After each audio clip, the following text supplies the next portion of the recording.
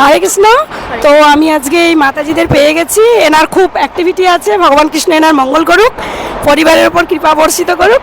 তো মাতাজির সাথে কিছু ভগবান সম্বন্ধে প্রশ্ন উত্তর হয়ে যাক। তো বলছি মাতাজি, পঞ্চ পাণ্ডব যে ছিলেন মহাভারতে জানেন তো? হ্যাঁ হ্যাঁ হ্যাঁ। তো পঞ্চ পাণ্ডবের মাতার নাম কি? মা পঞ্চ পাণ্ডবের মাতা বলতে দুজন ছিলেন, একজন ছিল মাদ্রী আর একজন ছিল আমাদের কুন্তী।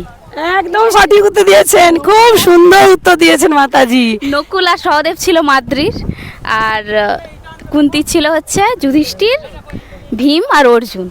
হ্যাঁ, তারপরে খুব মাদ্রী সুন্দর। যখন মানে পাণ্ডু রাজার সঙ্গে সমৃতা হন, তারপরে কুন্তী 5টা ছেলের দায়িত্ব নেয়।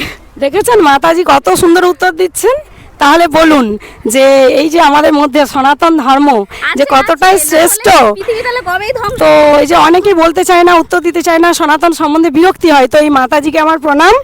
হরে কৃষ্ণ, হরি বল। তো দেখা হবে আবার পরের ভিডিওতে। আর মাতাজির জন্য আমার তরফ থেকে একটা ছোট্ট উপহার আছে।